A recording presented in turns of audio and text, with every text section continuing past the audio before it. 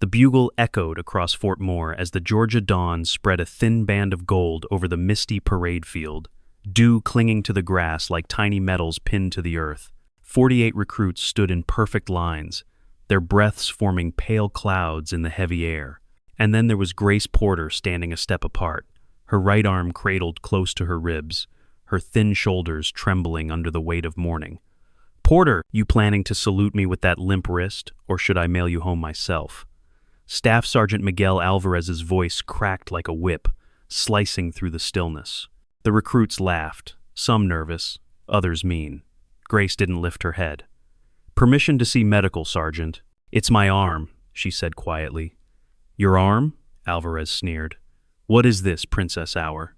From the front row, Tyler Briggs, 6 feet of muscle and mockery, grinned. "She's got a boo-boo from yesterday's jumping jacks, Sarge." Laughter rolled across the field. Kayla Hart's ponytail swished as she smirked. "She's faking. Just wants out before it gets hard." Grace said nothing. Her arm shook harder, a tremor she tried to hide by gripping her sleeve, but the fabric slipped, exposing the dark curve of a tattoo beneath pale skin. She yanked the sleeve down fast, but Noah Park already had his phone out. "Yo, Princess got some ink. What is that prison art?" "Phone's away!" Alvarez roared, stomping forward until his boots crushed the wet grass. "You got 10 seconds, Porter. Back in line or you're done." "We don't do weakness here." The countdown began. 10, 9, 8. Grace's breathing stayed slow, controlled, her gaze fixed somewhere past the sergeant's shoulder, as if she were looking at something no one else could see. To everyone else, she looked afraid, but one man in the back noticed something different. Corporal Cole Jensen, a Marine-turned-instructor, studied the way she distributed her weight, the angle of her feet, the way her eyes tracked the smallest movements. He'd seen that stance before in dusty places where one wrong step meant death. 6, 5. Alvarez's spit flew as he shouted, his face red with rage. Grace didn't move. Tyler Briggs chuckled and cracked his knuckles. "Want me to help her pack, Sergeant?" More laughter followed, sharp and cutting. Then Grace shifted, just slightly, and her sleeve slipped again. The same ink flashed precise, coiled, deliberate. Cole's pulse skipped. It wasn't random. It was a pattern, one he remembered from an intel briefing long ago, a symbol whispered about but never confirmed, the kind that didn't belong to recruits, the kind that belonged to ghosts. The morning sun climbed higher, burning off the fog as Sergeant Alvarez's voice thundered across the field, shaking the silence that had settled like dust. 3, 2. He took a step closer, rage etched into every movement. 1. When Grace still didn't move, he reached for her shoulder to shove her out of formation, but she stepped back, smooth and precise, like her body had rehearsed that motion 1,000 times. It wasn't defiance, it was muscle memory. "You dare evade me, recruit?" Alvarez barked, but there was something uncertain in his tone now. "Briggs, Park, get her off my field." Tyler Briggs grinned, eager for a show, and stepped forward with his usual arrogance.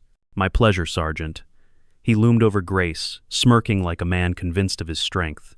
She met his eyes for half a heartbeat, calm, steady, unflinching. Then, without warning, she dropped to the ground. For a moment, everyone thought she had fainted. But then she started doing push-ups, slow, deliberate, one arm tucked close against her chest. "Oh, now she wants to exercise," Noah laughed, recording with his phone again. "Too late, Princess," the crowd jeered. Alvarez folded his arms, watching. Grace's form was perfect, almost mechanical. Her back straight, her breathing even. 5, 6, 7. Each push-up drew her sleeve higher, exposing more of the dark, coiled tattoo underneath. By 10, a hush had started to fall over the formation. The laughter dimmed. Tyler Briggs, irritated by the sudden quiet, pressed his boot on her back. "Let's see how long she lasts now." Grace's body trembled under the added weight, the tremor in her right arm worsening, but she kept moving. 8, 9, 10. Her lips pressed tight, her jaw locked. She didn't grunt, didn't cry out, didn't give anyone the satisfaction of pain. "Is that a snake?" someone whispered. Cole Jensen straightened. His heart pounded in his chest. He knew that symbol, the 7 coils, the skull's outline. It was from a classified unit he'd only heard rumors of.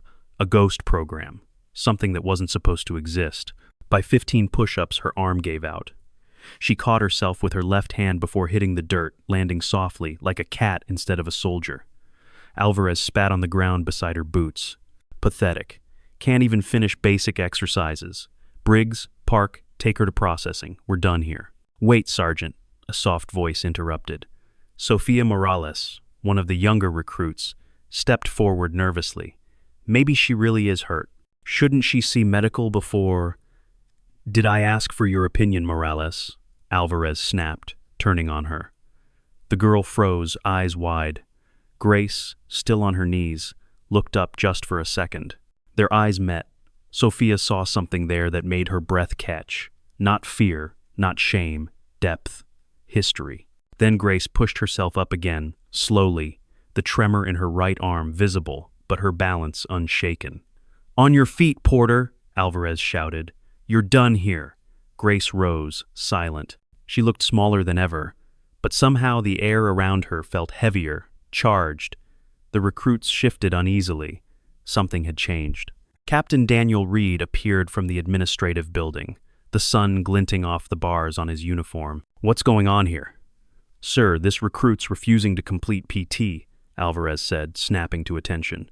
Reed's eyes flicked toward Grace, his face hard, professional. Medical waiver? She shook her head. Then get back in formation or get off my base. He turned to leave. Alvarez's smirk returned. You heard the captain. He reached out again, but Grace's body moved faster than anyone expected, just a step, just enough to avoid his hand. Controlled, efficient. That was the first moment Cole Jensen knew for certain. This woman wasn't who she claimed to be. No recruit moved like that. No one. Not unless they'd been trained to survive the impossible. As Grace turned back toward the formation, her sleeve shifted once more. The black coils caught the sunlight, curling around her trembling arm like a secret waiting to strike. The air over Fort Moore felt heavier that morning, thick with the scent of sweat, dust, and something else, curiosity. The recruits followed Captain Reed's order and gathered at the obstacle course, their boots crunching over the gravel as whispers trailed through the ranks. Everyone wanted to see the quiet girl fail. Grace Porter walked in silence between Tyler Briggs and Noah Park, her right arm still held close, her steps measured, almost cautious. The others thought it was pain, but Corporal Cole Jensen saw the truth. Every turn of her head, every subtle scan of her surroundings, she was assessing, mapping, calculating. He had done the same in Afghanistan when the air went too quiet before an ambush. Sergeant Alvarez barked orders as they stopped near the rope climb, a 30-foot wall of twisted hemp stretching toward the bright Georgia sky. Let's go, Porter. Show us what you've got, he said with mock enthusiasm. Tyler chuckled beside him. She can barely hold her arm up, Sarge. Maybe we should call the paramedics now. The laughter that followed was thinner this time, forced. Something in Grace's stillness unsettled them. She didn't rise to the bait. Instead, she looked up at the rope, then down at her trembling hand. Her left hand reached for the rope first, fingers curling around it like it was an old friend. Her legs tightened, anchoring her. Then she climbed. Slow at first, steady, using her legs and left arm, her right arm only stabilizing. The crowd fell silent. Every motion was controlled, efficient, graceful. The way she shifted her weight told Cole everything he needed to know. This wasn't learned from YouTube or boot camp drills. This was combat training. Halfway up, someone muttered, "Holy hell." Grace didn't stop until her hand touched the beam at the top, 43 seconds. She descended the same way she'd climbed quietly, perfectly, as if she had rehearsed it her whole life. When her boots hit the ground, she stood straight and said only, "Done, Sergeant." Her voice was calm, without pride or anger, just fact. Alvarez blinked, his mouth opening but no words coming. "That was adequate," he stammered finally. Captain Reed, who had stayed to watch, took a step closer. His eyes narrowed. "Where did you learn that technique, Private?" "Sir?" Grace asked, her tone neutral. "That climb," Reed said quietly. "It's not basic training material. Who taught you?" Grace didn't answer. Her silence stretched long enough that the other recruits began whispering again. Reed's jaw tightened. "Sergeant, take the company to weapons assembly. I want Porter in my office afterward." Cole Jensen's heart thudded harder. He recognized the signs, the control, the detachment, the way she avoided unnecessary words. He'd seen it in operators who'd survived too much. As the recruits moved toward the weapons pavilion, Kayla whispered loudly, "Bet her dad's some big-shot general." "Or a gang leader," Noah added, his voice shaky despite the joke. Grace ignored them.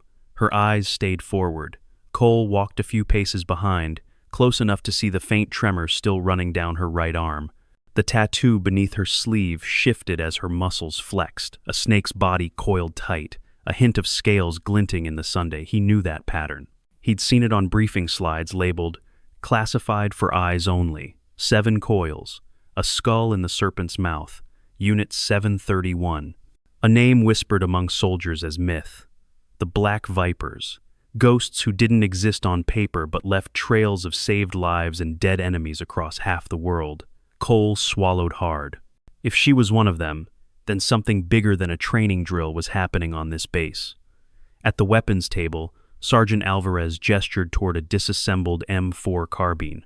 "Since you're so talented, Porter, show us what you've got. 2 minutes to assemble. Go." Grace stepped forward, her right hand trembling visibly now. The crowd leaned in. She picked up the lower receiver with her left hand, her fingers steady. The right hand moved to support it, but slipped, knocking the barrel to the floor with a sharp clang. Laughter erupted. "See? Told you she's all show," Tyler sneered. Grace ignored him and kept working. She moved slower, dropping another part, then another. To the untrained eye, it looked like fumbling. But Cole Jensen's breath caught. Her movements weren't random, they were deliberate. Each dropped piece landed in a pattern. Each pause was timed. He recognized it. A reverse assembly sequence from an advanced armorer's manual, done from memory, backward. She was sending a message or testing who was smart enough to notice. Cole took a quiet step closer. "She's not fumbling," he whispered under his breath. "She's showing us." And in that moment, as Sergeant Alvarez mocked her again, Grace lifted her trembling hand to brush her sleeve and the faint edge of the tattoo showed once more, coiled like a secret waiting to strike. Captain Daniel Reed stood by the open doorway of his office, the sound of distant gunfire from the range echoing through the Georgia heat. He had been in the Army long enough to recognize when something didn't fit, and Grace Porter didn't fit. Her file was spotless, too spotless. No prior service, no family ties, perfect academic record, no gaps, no questions. It was the kind of file that looked written to impress a background check. He had seen that before, once, when a special operations candidate had been planted under an assumed identity for covert training. Reed closed the file, his jaw tight, as the door opened. Sergeant Alvarez entered first, followed by Grace. Her uniform was wrinkled, streaked with dirt from the obstacle course, her right sleeve still pulled low to hide the tremor. She saluted, slow but precise. "Private Grace Porter reporting as ordered, sir." Reed's eyes searched her face. It was calm, too calm. "You put on quite a show out there, Porter," he said, walking around his desk. "That rope climb was impressive, not the kind of skill we usually see in a new recruit." "Just luck, sir." Her voice was steady, her gaze level. Reed leaned closer. "Luck doesn't teach combat breathing or precision balance. That's training, specialized training. Where did you learn it?" Grace said nothing. The silence stretched thin. Alvarez shifted uncomfortably. Reed's tone sharpened. "That's a direct question, Private." Her left hand tightened on her sleeve. "With respect, sir, I don't have an answer you'd believe." Reed frowned. He turned to Alvarez. "Take the company through weapons cleaning. I'll handle this." When Alvarez left, the room fell quiet. Outside, cicadas droned. Reed moved to his computer and began typing, sending a coded request to a contact at Fort Bragg, an old favor. "We'll just see what your story really is," he muttered. Meanwhile, Grace stood still, her gaze drifting toward the window. Her reflection showed a tired face and a shaking hand that wouldn't stop, no matter how much she willed it. The tremor had become part of her constant, unwanted, but familiar. It reminded her of nights spent in darkness, waiting for dawn, when the only thing she could control was not giving up. Reed's computer beeped. The reply came faster than expected. He scanned the screen and froze. "This can't be right." He clicked again, reread. Her background check came back too perfect. Every line of data looked real but somehow sterile, like it had been cleaned by someone who knew exactly what to erase. "Porter," he said quietly, You care to explain why your high school transcripts were filed in the same month they were supposedly created? Or why your social security number traces to a district that doesn't exist? Grace didn't blink. No, sir. Reed's stomach tightened. He was about to push further when the office door burst open. Alvarez stood there, out of breath. Sir, you need to see this.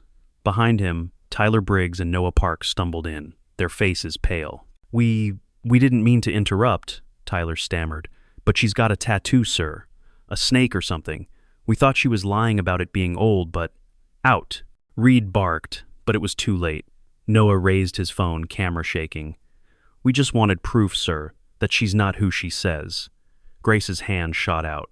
She grabbed Noah's wrist, twisted, and the phone clattered to the ground. The movement was fluid, precise, terrifyingly fast. Before anyone could react, she released him and stepped back. Her sleeve had ridden up in the scuffle. The tattoo glinted black against pale skin, a coiled serpent with 7 rings and a skull in its mouth. Silence filled the room like a held breath. Reed felt the hair on his neck rise. He had seen that insignia once, years ago, stamped in red ink across a classified dossier marked 731. He whispered, "Dear God." Alvarez's voice cracked. "Sir, that's just a myth. That unit doesn't exist." Grace's voice, quiet but steady, cut through the silence. "It exists, Sergeant, and so does the man who sold us out." The tremor in her hand grew worse, but her eyes were steel. Reed stared at her, the truth dawning like a slow sunrise. "You're not here to train," he said. Grace shook her head. "No, sir. I'm here for justice." The tension inside Captain Reed's office was thick enough to choke on. The air conditioner hummed weakly, but sweat still glistened at the base of his neck as he stared at the trembling woman standing before him. Grace Porter, if that was even her real name, had just revealed a symbol that wasn't supposed to exist. A serpent coiled 7 times, fangs sunk into a skull, the mark of Unit 731. Reed's voice was low. "You need to explain yourself, right now." Grace's eyes met his without fear. "Not here, sir. You don't give orders in my office, Private." "I'm not giving one, sir," she said softly. "I'm keeping you alive." Before Reed could respond, the intercom on his desk crackled. "Captain Reed, this is security. We have a situation at the Armory Motion detected in restricted storage." His gaze flicked toward the phone, then back to Grace. "You did something?" "No," she said. "But whoever's been watching me just made their move." Alvarez swore under his breath. Reed hesitated for half a second too long, then grabbed his sidearm from the drawer. "Fine, let's move." Grace followed him out, her right arm still trembling but her stride confident. The late morning sun was harsh, the air heavy with humidity as they crossed the motor pool. Recruits had gathered in uneasy clusters, whispering. News spread fast on a base like Fort Moore, and everyone had seen enough to sense something was wrong.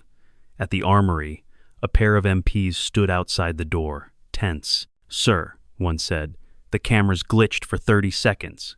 When they came back online, one of the storage cages was open. A set of encrypted drives is missing." Reed cursed under his breath. "Internal access?" "Yes, sir." Grace moved past them, scanning the lock mechanism. "Cut clean," she murmured. "No sign of forced entry. Whoever did this had clearance." "That's impossible," Alvarez said, his voice shaking now. "The only people with this level of access are senior NCOs," Grace finished for him. "Someone you trust." She looked up, meeting his eyes. "How long has your maintenance chief, Master Sergeant Dale Turner, been here?" Alvarez frowned. "Turner? 6 years. Why?" "Because he's been watching me since day one." Her tone was matter-of-fact, not dramatic. She turned toward Reed. "You've got a mole, Captain. He's feeding someone off base, probably using the maintenance convoys that run through Chattahoochee Forest. It's quiet out there. No oversight." Reed's mind raced. "That's a serious accusation." "Then check the logs," Grace said. "He leaves the base at least twice a week for equipment tests. Always the same route, always alone. That's how I tracked him before I came here." Alvarez's voice cracked. "Tracked him? You mean—" "I've been hunting him for 3 years." The words landed like a grenade. Reed's hand clenched tighter around his weapon. "And you didn't think to tell anyone?" "Would you have believed me?" she asked. No one answered. Reed ordered the MPs to seal the armory and start a vehicle lockdown. But Grace was already moving. scanning the surrounding rooftops, the perimeter fences, the shadows. Every movement spoke of habit, not paranoia. She turned to Reed. He's running. He wouldn't risk staying now that I'm exposed. You think he knows you're onto him? He knew the second my sleeve slipped in front of the recruits, Grace said quietly. He's smart, he's patient, but he's also scared. And scared men run predictable routes. Reed looked at Alvarez, who still seemed frozen between disbelief and guilt. Get me Turner's schedule, his assigned vehicle, and every GPS log for the last month. Grace added, and if you want to catch him, Captain, we need to move before noon. He'll head east, toward the forest. Why east? Alvarez asked. Grace looked at the horizon. Because that's where the ghosts disappear. The three of them sprinted toward the operations center. Inside, screens flickered with satellite feeds and heat signatures from drones circling above the training ranges. Reed barked orders to his staff. Lock down all roads except the east access gate. Nothing leaves without my say-so. But just as the command went through, a voice from the radio cut in. Sir, East Gate clearance just processed for Maintenance Unit 14 vehicle already out. Reed's blood went cold. Who signed it? Master Sergeant Turner, sir. Said it was an emergency supply run. Grace turned on her heel. We've got 5 minutes, maybe less. She grabbed a rifle from the wall and loaded it in one fluid motion. Reed stared, stunned by her efficiency. You can't just... I don't need permission, she said, but I'd appreciate backup. Alvarez swallowed hard, then nodded. I'm coming. Reed hesitated, torn between protocol and instinct, then finally muttered, to hell with it, let's move. They ran toward the motor pool as the base sirens began to wail, and somewhere beyond the tree line, a silver pickup truck roared down a dirt road, carrying the man who thought he could outrun a ghost. The forest swallowed the sound of their engine as the truck sped deeper into the Chattahoochee woods. Branches whipped against the windshield, sunlight flickering like Morse code through the leaves. Grace Porter sat upright in the passenger seat, scanning the tree line as her breathing evened out. The stabilizer had done its job. Her right hand was steady again for now. Captain Reed drove hard, eyes darting between the dirt road and the GPS blinking weakly on the dashboard. No signal, he muttered. Of course not, Grace replied. That's why he chose this route. He's worked maintenance for years, knows which roads the base never monitors. In the back seat, Alvarez kept checking his rifle, fingers trembling. Ma'am, I still don't understand one thing. Why now? If Turner's been leaking information for years, why blow his cover just because of you? Grace's gaze stayed fixed ahead. Because I'm the one person he couldn't afford to let live. Reed shot her a quick look. You mean from Syria? She nodded once. He was the logistics lead for our sector. He knew our insertion point. We thought the enemy was just lucky. It wasn't luck. The road curved sharply, forcing Reed to downshift. So you came back here undercover to catch him. Not just him, Grace said. Whoever he's working for. A few seconds passed before she added, almost to herself, 4 good men died because of that leak. They never found peace. I intend to give it to them. The truck hit a patch of loose gravel, fishtailing before regaining traction. The forest thickened, the smell of pine sap filling the cab. 1/2 mile ahead, Grace said, pointing toward a gap between the trees. He'll turn off the main road there. It leads to an old ranger station. 2 exits, North Slope and Riverbank. He'll take the slope, better view, easier escape. Alvarez frowned. You sound like you've rehearsed this. I have, she replied quietly. For 3 years. Reed caught the glint of metal through the trees, a flash of silver. Truck, he shouted. Up ahead, a vehicle barreled down the slope, mud spraying from its tires. Turner's silver pickup. Grace's eyes narrowed. He's heading for the ridge. Reed floored the accelerator. The chase tightened, engines screaming through the forest. Turner's truck fishtailed, nearly clipping a tree, then vanished behind a bend. He knows we're here, Alvarez said. Grace reached for the dashboard radio. Control, this is Reed. Target heading East Ridge near Sector 12. Lockdown perimeter. Static answered. No signal, Reed cursed. We're blind. Grace's voice cut through the tension, calm and precise. Then we do it the old way. She checked her weapon, pulling back the slide, the metallic click sharp in the small space. When we stop, you take cover behind the right flank, she said to Alvarez. Reed, block the exit with the truck. Don't try to negotiate. He's desperate and armed. And you? Reed asked. Grace gave a small, humorless smile. I'm bait. They burst from the trees into a clearing. The ranger station stood ahead, an aging wooden structure with boarded windows and a sagging roof. Turner's pickup was parked outside, engine still running. Reed swung the truck sideways, tires skidding as they blocked the path. Positions, he shouted. Alvarez jumped out, taking cover behind a fallen log. Grace moved like a shadow, staying low as she advanced toward the station, weapon raised. The forest had gone silent, even the birds gone still. She could feel her pulse in her throat. This was the same rhythm she remembered from Syria, the calm before chaos. She approached the open door, her voice steady. Turner, it's over. No answer. Then a crash inside. Grace pivoted, weapon ready. A figure lunged from the doorway, and the world snapped into motion. Gunfire cracked through the trees. Reed ducked behind the truck as bullets shattered the windshield. Grace returned fire, diving behind a support post. Splinters exploded near her head. Alvarez shouted, "Left side." Turner's shadow moved across the window. Grace exhaled, aimed, and fired. The glass burst outward, and a man's cry echoed. When the gunfire stopped, there was only the sound of the wind. Grace advanced, step by step, her weapon steady, despite the faint shake returning to her hand. Inside, Turner lay bleeding beside a table littered with cash, encrypted drives, and an open laptop. Another man, a handler in a dark suit, was slumped over, motionless. Grace checked for a pulse. Nothing. Reed entered behind her, gun still raised. "You good?" "Yeah," she said softly, "but we're not done." Turner coughed, blood spilling onto his shirt. His eyes found Grace. You shouldn't have come back. You shouldn't have sold us out." She knelt beside him. "Who else is involved?" Turner's breath rattled. "You think this ends with me?" His lips twisted into a faint, bloody smile. "You can't kill a network viper.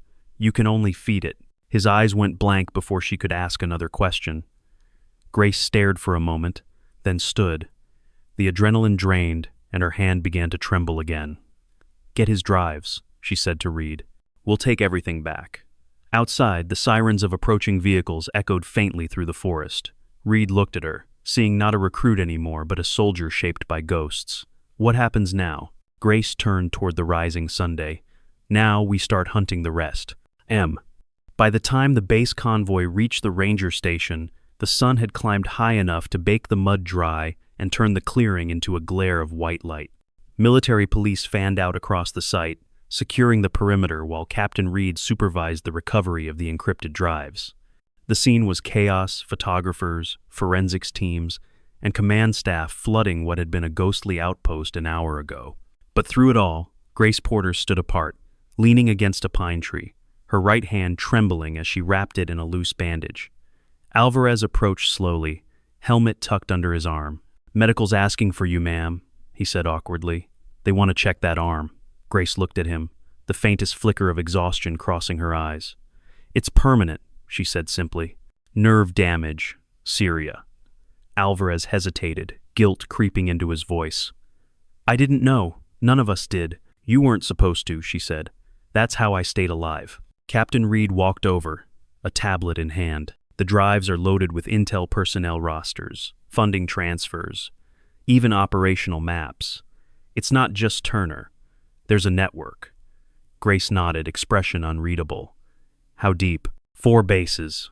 Maybe more," Reed said, scrolling through data. "We'll need counterintelligence from DC to process this." He stopped, looking at her closely. "You planned for this, didn't you? You knew Turner wasn't acting alone." Grace gave a small shrug.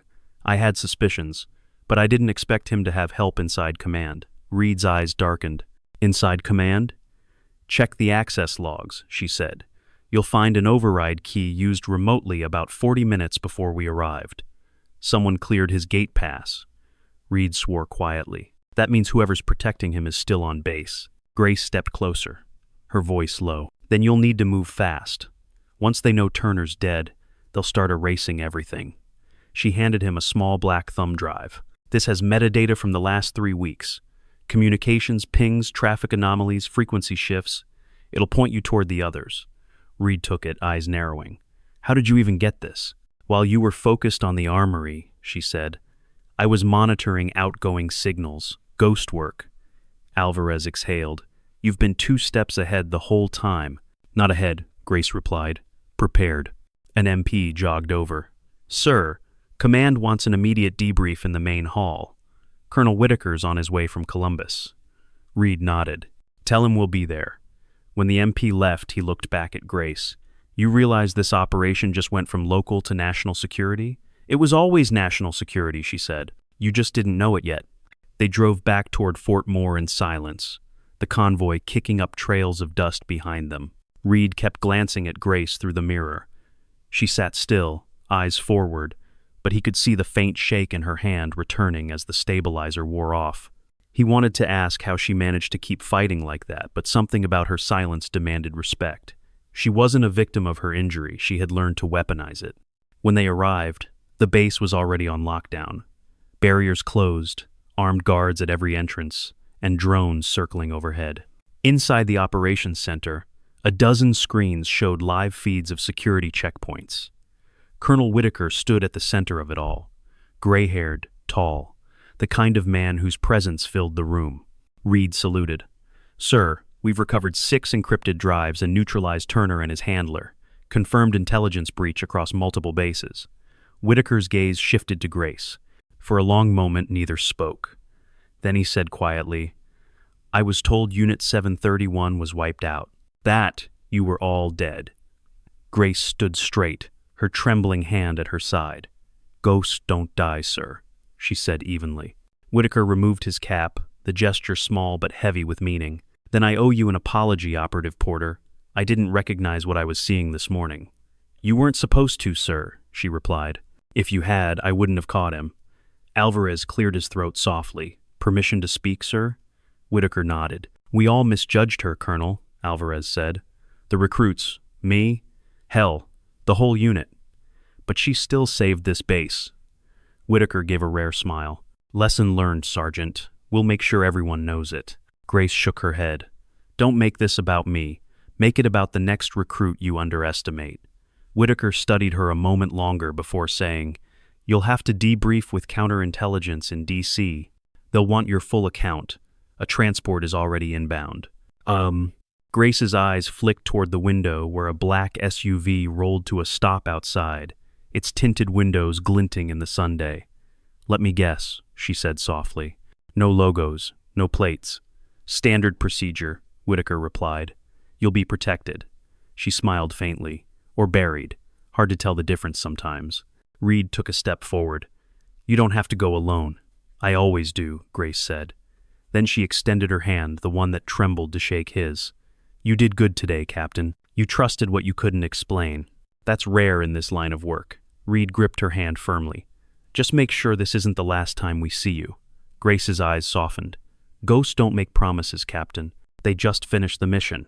As the SUV door closed behind her and the vehicle rolled out through the security gate, the entire base stood still for a heartbeat, watching the trail of dust fade down the long road. Somewhere deep inside operations, a comms officer whispered, Who was she? Alvarez answered quietly, The best lesson this base ever learned.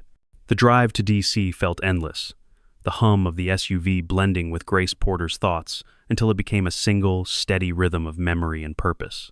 2 black-suited agents sat in the front seats, silhouettes against the faint blue glow of the dashboard. Neither spoke. Grace didn't either. Her right hand rested on her knee, trembling in small, rhythmic pulses, the aftershock of adrenaline and nerve damage colliding inside her body. Outside, the interstate rolled past in a blur of headlights and rain.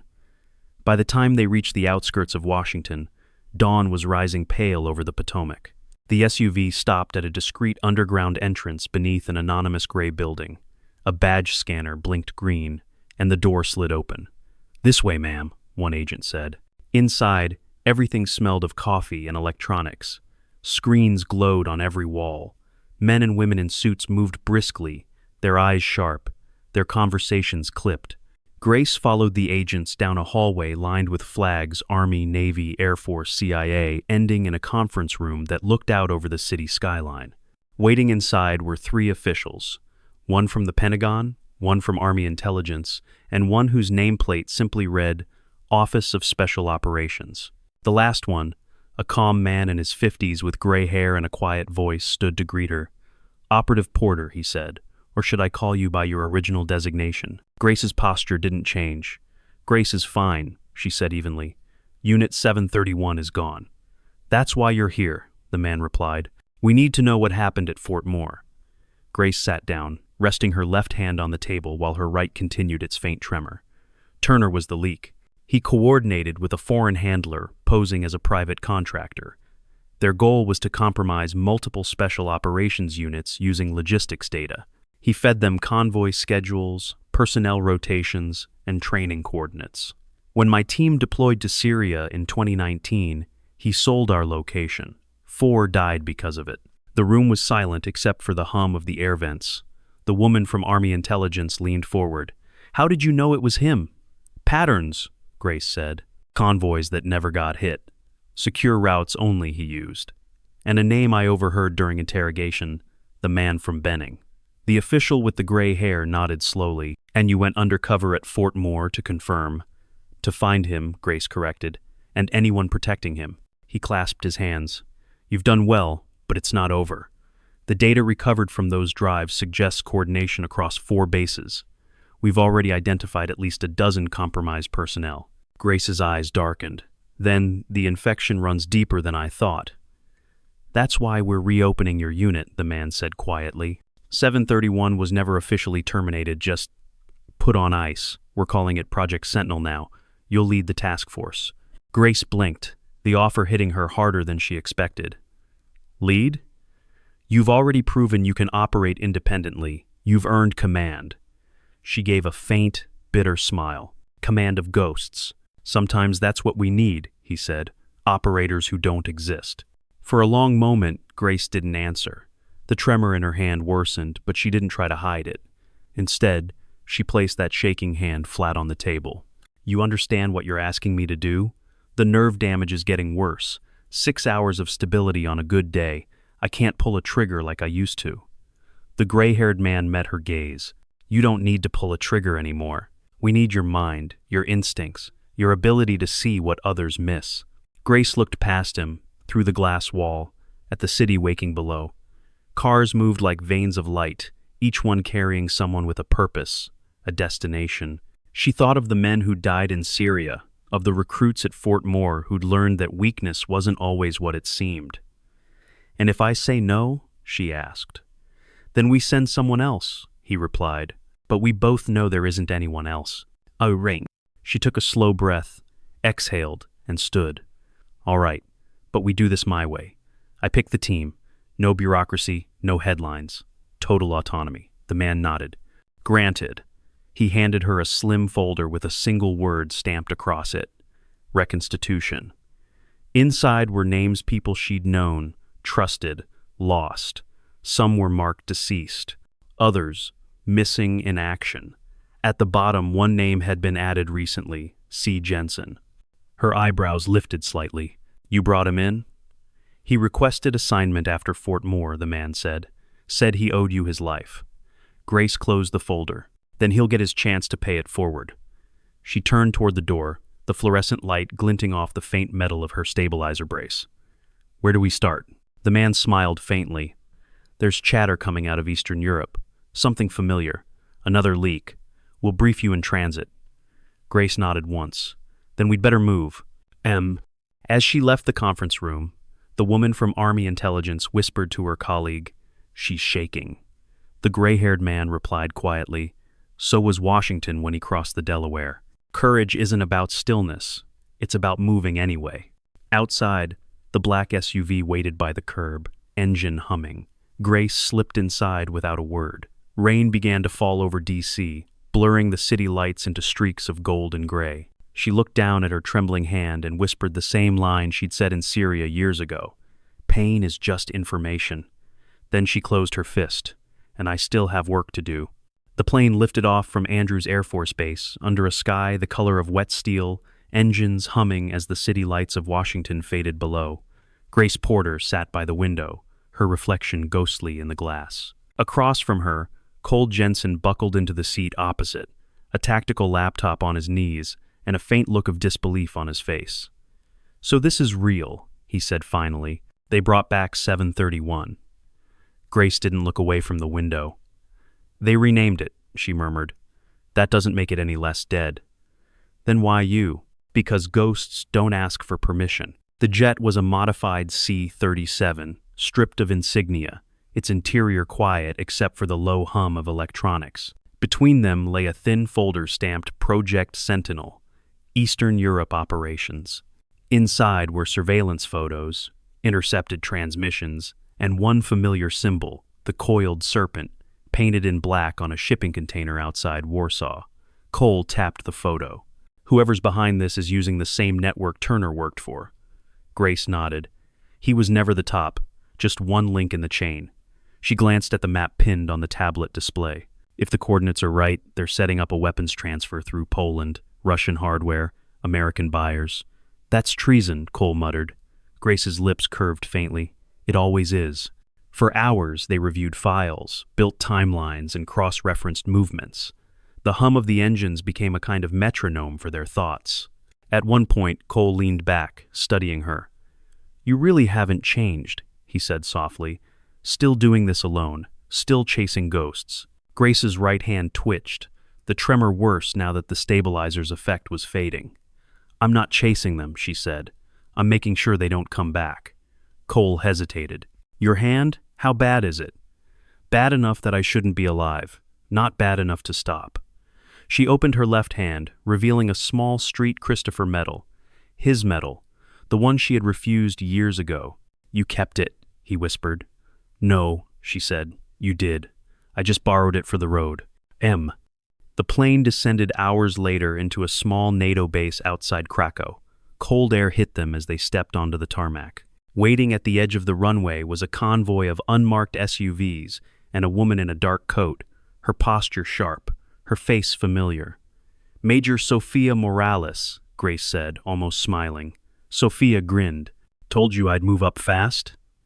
"I didn't think it'd be this fast." "Blame you," Sophia replied. "You made half the base rethink what leadership means." Grace studied her.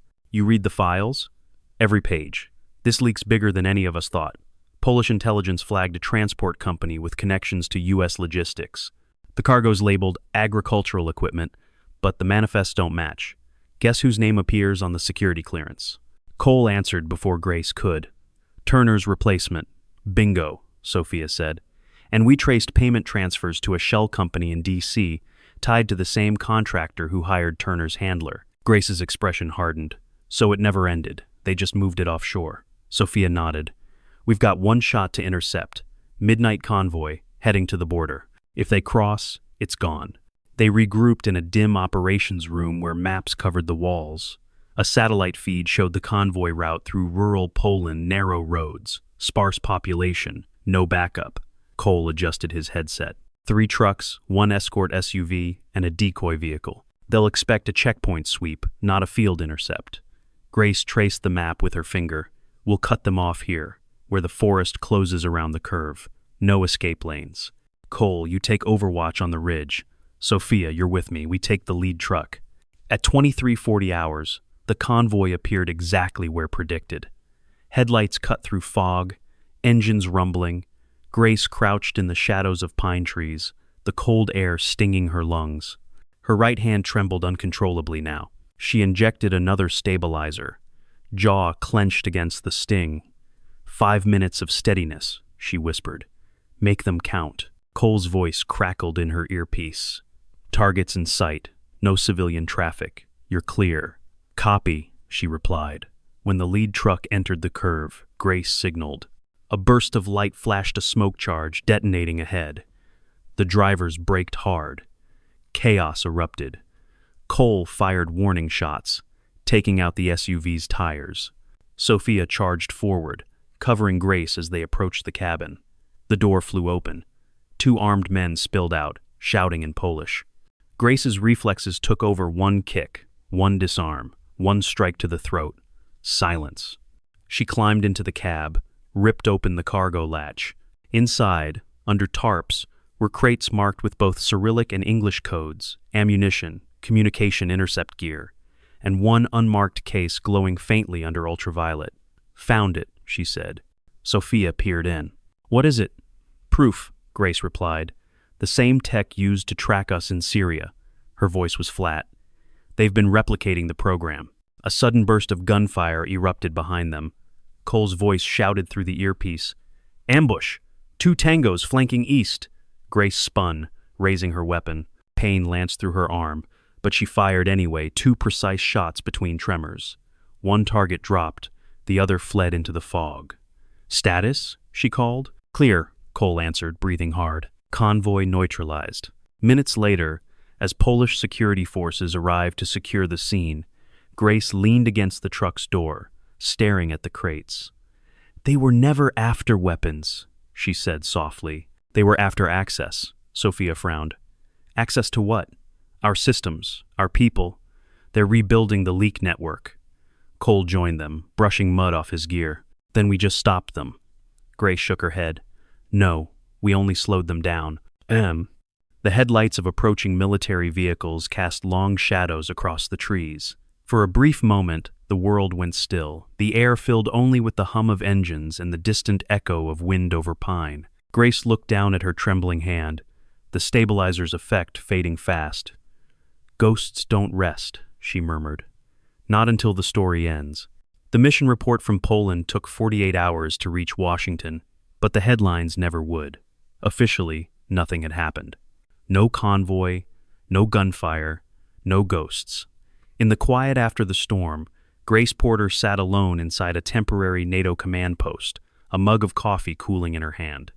Outside, snow fell lightly over the Polish forest, covering the tracks of war in a thin, forgiving white. Her right hand shook as she lifted the cup, but she smiled anyway. The tremor no longer felt like a weakness, it was just a reminder she was still alive. Cole Jensen entered the room, his uniform streaked with dirt and frost. "They're calling it a success," he said, leaning against the doorframe. "Warsaw's locked down the network. DC says you stopped another leak." Grace chuckled softly. "Stopped one. There'll be more." He nodded, sitting opposite her. "Maybe, but not today." He hesitated, watching her hands. "You ever think of quitting?" "Every day," she admitted. "And then I remember the faces of people who didn't get to." She looked out the window, where snow kept falling. "You can rest when the world is quiet. Until then, you keep moving." Sophia Morales entered next, holding a small envelope. Message came through private channel. No sender. Grace raised an eyebrow, opening it. Inside was a single note written in clean block letters. "Good hunting. Tower 4 remembers." She folded it once and slid it into her jacket pocket without a word. Hours later, they stood at the airfield as the transport plane idled on the runway. Cole offered his hand. "You going back to DC?"